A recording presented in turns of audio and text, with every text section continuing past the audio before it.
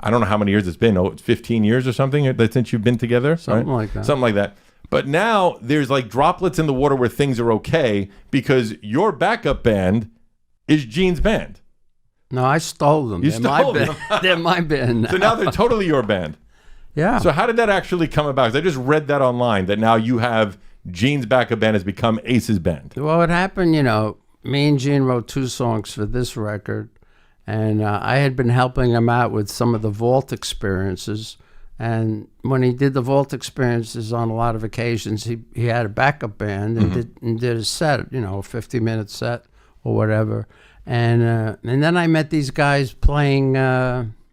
We did a fundraiser in the Midwest somewhere, and these guys were playing, and I realized how good they are. They were playing with Gene, or they were just playing? They were playing with Gene, and I came up for a couple of songs. It was a fundraiser for when the flood was down in Houston and Texas, so we were raising money for that, and then I hadn't seen him for a long time, and then I was helping out Gene with the vault experiences, and he invited me to go to Australia with him.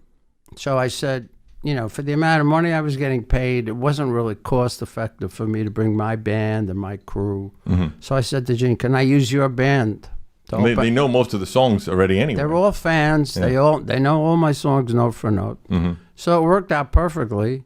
And then we were supposed to go to Japan together, and he canceled. Gene. Yeah, and I had to go to Tokyo, so I took the band. We did 8 shows. And the last night of the tour, I said, would you guys consider working with me in the future? And, of course, it was a big yes. And then because they're all fans, and they're probably younger, I would imagine, right? They're younger and more hungry. And and how did you break it to the rest? Who was in your? I don't know the full lineup of your band, but I know Scott from Brides of Destruction was in your band, right? Scott Coogan. Yeah, Scott Coogan. Yeah, was he in your took band. it the worst. How did he take it? Like, why the worst? What did he say? He wasn't happy about it. Chris Wise on bass, he took it very well because he's been playing with the Hollywood Vampires. He's been doing shows with Joe Perry's solo band. So it's a busy boy. I mean, he's one of the most sought after bass players in Los Angeles. So he was cool. And Richie Scarlett, I've known forever. It was such unfortunate timing that his wife passed away the same week I had to let him know the news. Jay, did you say this? Listen, I have good news and bad news. Yeah. The bad news is I'm firing you. The good news, you're going to have time to grieve for your wife.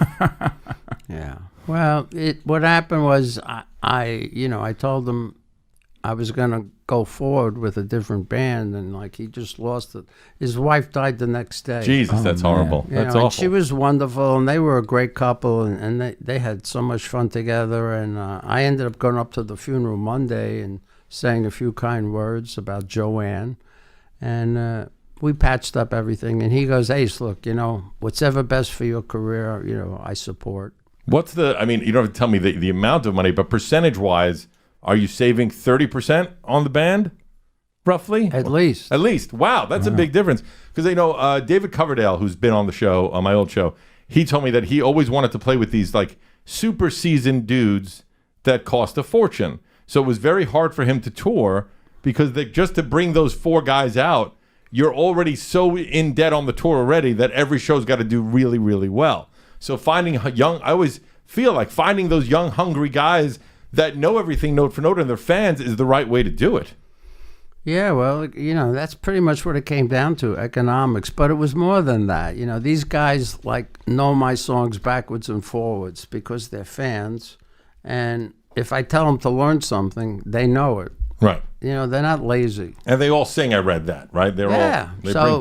And I'm hiring Matt Starr to play drums. And he sings lead, I sing lead, and we got 5 lead singers. That's, I'm trying to think, is there ever, the Eagles kind of had several lead singers. Kiss, all of you were lead singers. The Beatles. The Beatles, obviously.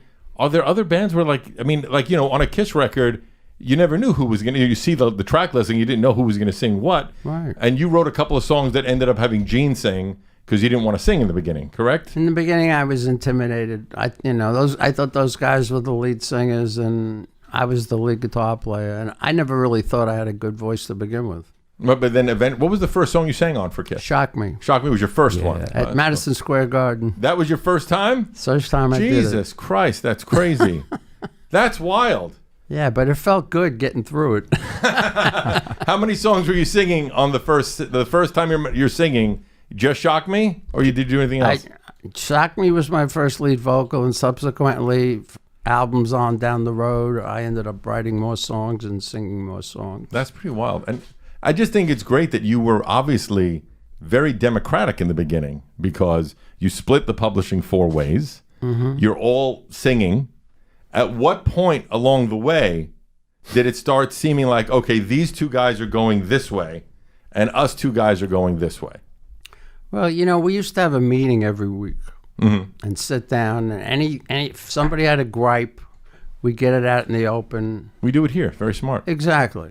And if me and Paul or me and Peter voted one way and the other 2 guys voted a different way, we had Bill O'Coin, and he was the tiebreaker. Mm-hmm. Fair. So that worked for a long period of time until, things started falling apart.